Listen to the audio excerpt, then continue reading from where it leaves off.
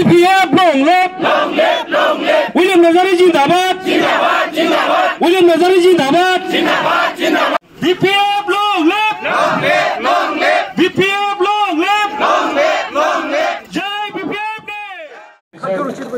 আজি আমি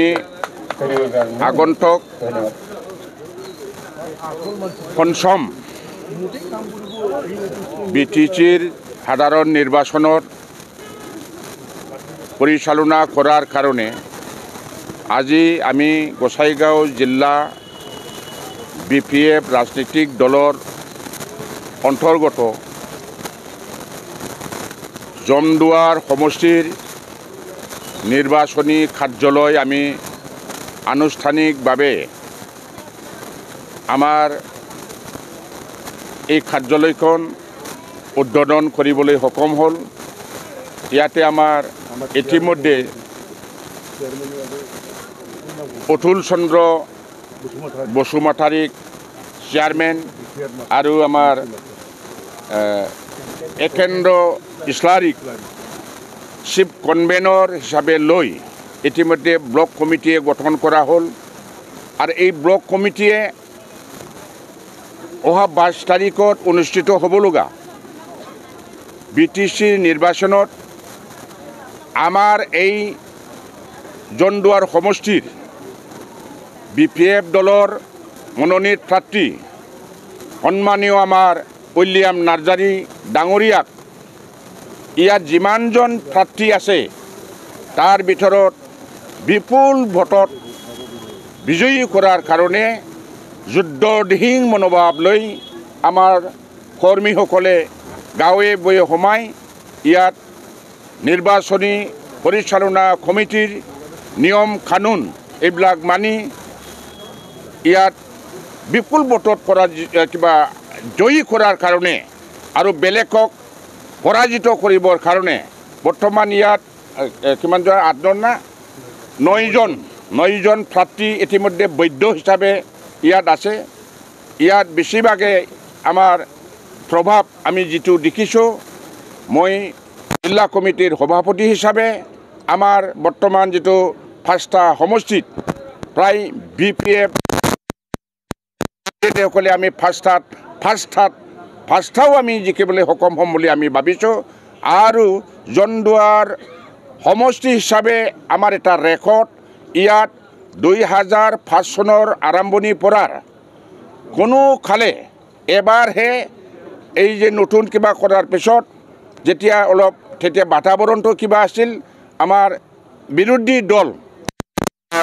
জিৰণ বসুমতাৰী এবাৰ বিজয়ী হৈছে তাৰ 4বাৰৰ ভিতৰত আমি প্ৰায় এবাৰ 3বাৰ থৈ আমাৰ BPF দলে ইয়াত বিজয়ী হৈছে।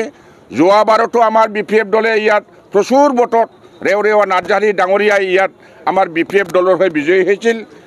বিজয়ী হোৱাৰ পিছতহে তেখেত আমাৰ পৰা ফালে গৈ BJP যোগদান কৰিছে। এইবাৰ যিটো এই সমষ্টিটো আমাৰ BPF দলৰ আগৰ পৰাই দখলত আছে এইবাৰ পুনৰাই উইলিয়াম নাৰ্জাৰী এটা ৰেকৰ্ড কৰিব বুলি মই আশা ৰাখিলোঁ। ৰেকৰ্ড লৈ প্ৰচুৰ ভোট লৈ জন্দুৱাৰ সমষ্টিত প্ৰতিনিধিত্ব কৰা আমাৰ BPF দলৰ উইলিয়াম নাৰ্জাৰীয়ে BTCত নিৰ্বাচিত হোৱাটো 100% খাটাং বুলি মই ভাবোঁ। আমাৰ ইয়াত মূল প্ৰতিদ্বন্দ্বী বুলি কোৱাটো ইয়াত BJP TJP আমাৰ জন্দুৱাৰ সমষ্টিত আমি ইয়াত মূল প্ৰতিদ্বন্দ্বী এতিয়ালৈকে দেখিবলৈ পোৱা নাই। APBM এইটোতো এটা নতুন দল বিশেষভাৱে চাপোজ আমাৰ UPPLৰ দল নিউ খামাৰ নতুন পেচ এইবিলাক যিটো সামাজিক কিছুমান মহাজনৰ মানুহ বুলি চৰণ নাৰ্জাৰী যিটো কেণ্ডিডেট দিলোঁ মইতো তেখেতক আগৰ পৰাই মই কৈ আছিলোঁ ব্যক্তিগতভাৱে ভাইটি তুমিতো চাকৰি কৰা চাকৰি বাদ দি ৰাজনীতিক অহাটো লাভ নাই। আপোনাৰ বংশধৰ ইমান ক্ৰৰপতি হ'লেও ৰাজনীতিক বাতাবৰণটো বেলেগ। ইয়াত আপুনি হাৰাটো নিশ্চিত। টাকা পইচা থাকিবলৈ টাকা পইচা দি যথেষ্ট নহয় হয় না নহয়।